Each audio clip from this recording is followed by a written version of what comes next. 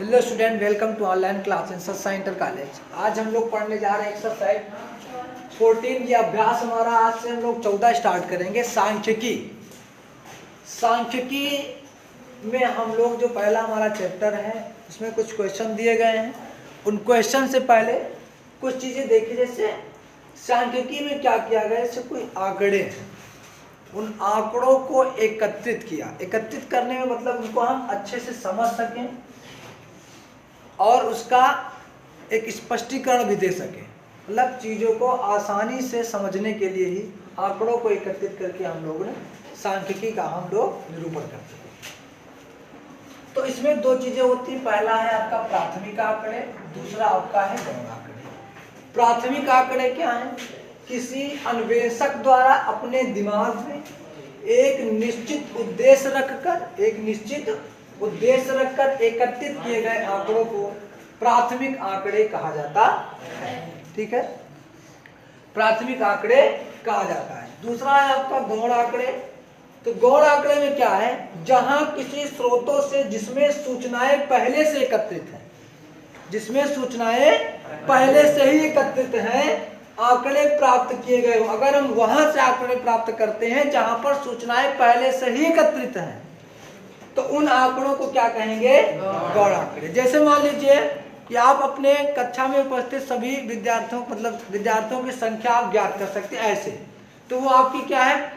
प्राथमिक आंकड़े हो गए। लेकिन यदि आपसे कहा जाए कि देशों के नाम ज्ञात करने के लिए, तो क्या आप देश जा करके वहां के नाम पता कर पाएंगे? नहीं पता कर पाएंगे। आप कहां से पता करेंगे? इंटरनेट से। कहां से पता करेंगे? इंटरनेट से पता करेंगे। तो इंटरनेट में तो सूचनाएं पहले से ही है, तो ये सूचना क्या हो जाएगी? हमारी गौण आंकड़े के अंतर्गत आ जाएगी। लेकिन जो हमारे प्राथमिक आंकड़े होंगे उसमें आप कुछ भी रख सकते हैं। जैसे मान लीजिए हमने पेनों की संख्या दे दी, कई सारे पेन हैं, तो उन पेनों की संख्या अगर आप ज्ञात कर रहे हैं तो वो आपकी प्राथमिक कौन सी जाएगी? प्राथमिक आंकड़े हो जाएंगे। लेकिन अगर आपसे कहा जाए कि भारत की जनसंख्या, तो क्या आप एक एक व्यक्ति को गिनने जाएंगे? नहीं गिनने जाएंगे। आप इंटरनेट की मदद लेंगे और इंटरनेट की मदद से जो आप आंकड़ा प्राप्त करेंगे वो कौन सा आंकड़ा हो जाएगा? गौण आंकड़ा। अब गौण आंकड़ा और प्राथमिक आंकड़े में कोई दिक्कत नहीं होनी चाहिए ना। मतलब जहां पर सूचनाएं पहले से ही उपस्थित हैं, जब आप उस सूचना को प्राप्त करते हो या ज्ञात करते हो तो वो क्या चीज है? आपकी गौण आंकड़े के अंतर्गत। लेकिन जिसे आप स्वयं जाकर के अगर उनका आकलन करते हो, उन आंकड़े को इकट्ठा करते हो, तो वो आपका किसी के अंतर्गत आ जाएगा? प्राथमिक आंकड़े के अंतर्गत। तो चलिए पहला जो आपका प्रश्नावली है उसमें से हम लोग क्वेश्चन लेते हैं। और क्वेश्चन क्या है देखिए, पहला कि उन आंकड़ों के 5 उदाहरण दीजिए जिन्हें आप अपने दैनिक जीवन में एकत्रित कर सकते हैं। तो पहले में क्या है? जिन्हें आप दैनिक जीवन में एकत्रित कर सकते हैं। तो ये बताइए दैनिक जीवन में आप लोग क्या क्या एकत्रित कर सकते हैं? जैसे अपने कक्षा में विद्यार्थियों की संख्या है ना, अपने कक्षा में, इसका पहला 5 उदाहरण देने हैं ना। अपने कक्षा में कुछ भी लिख सकते हो आप, उपस्थित विद्यार्थियों की संख्या,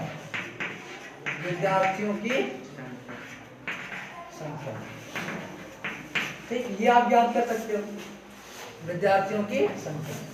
दूसरा क्या ज्ञात कर सकते हो?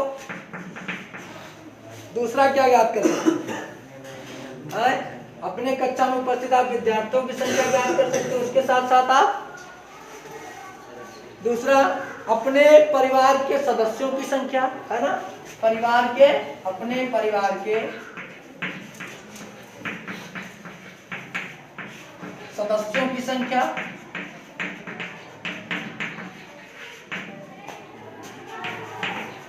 उसके बाद क्या ज्ञात कर सकते हो? तीसरा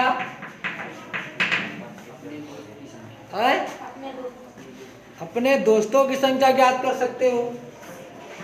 अपने दोस्तों की संख्या। अब हम लोग आए थे कुछ इसमें इंटरनेट पर इंटरनेट पर उपस्थित या फिर इंटरनेट से हम क्या निकाल सकते हैं, भारत की जनसंख्या ना, भारत की जनसंख्या।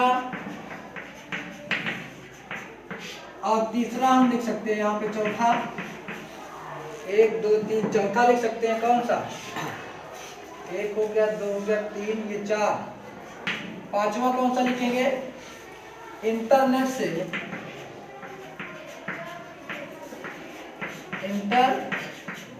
से देशों की संख्या ना, देशों की संख्या। तो ये सब चीज हम क्या करेंगे, तो लिख सकते हैं अपने दैनिक जीवन में, जो हम निकाल सकते हैं, है ना। अब दूसरे प्रश्न में पूछ रहा है कि ऊपर दिए गए प्रश्न 1 के आंकड़ों को प्राथमिक आंकड़ों या गौण आंकड़ों में वर्गीकृत कीजिए। तो बताइए, अपने कक्षा में उपस्थित जो आपके विद्यार्थियों की संख्या किसके अंतर्गत आएगी, आप ऐसे गिन लोगे ना, प्राथमिक। तो कौन सा है, प्राथमिक आंकड़ा, प्राथमिक। उसके बाद दूसरा कौन सा, अपने परिवार के सदस्यों की संख्या, ये किसके अंतर्गत आएगा, ये भी आपका प्राथमिक के अंतर्गत आएगा। उसके बाद तीसरा, अपने दोस्तों की संख्या, ये भी किस में आएगा, प्राथमिक में आएगा। उसके बाद चौथा, इंटरनेट से भारत की संख्या, यहाँ पर तो पहले से ही मौजूद है संख्या, हम तो बाद में उसे निकाल लेंगे केवल। तो ये कौन सी है, ये गौण हो जाएगी। उसके बाद इंटरनेट से देशों की संख्या, ये भी, देशों के नाम भी कर सकते हो यहाँ पे, ठीक है, देशों के कुछ भी आप ले सकते हो, बस आपको ये देखना है कि प्राथमिक है या गौण है। आप स्वयं इकट्ठा कर पा रहे हो या किसी ने इकट्ठा करके रखा है, वहां से लेकर के आ रहे हो। अगर किसी ने इकट्ठा करके रखा है तो वो आपका गौण हो जाएगा, और अगर आपने स्वयं इकट्ठा किया है तो वो आपकी प्राथमिक हो जाएगी, ठीक। तो 14.1 जो है आपका वो समाप्त हो गया, ठीक है। 14.2 पे चलते हैं।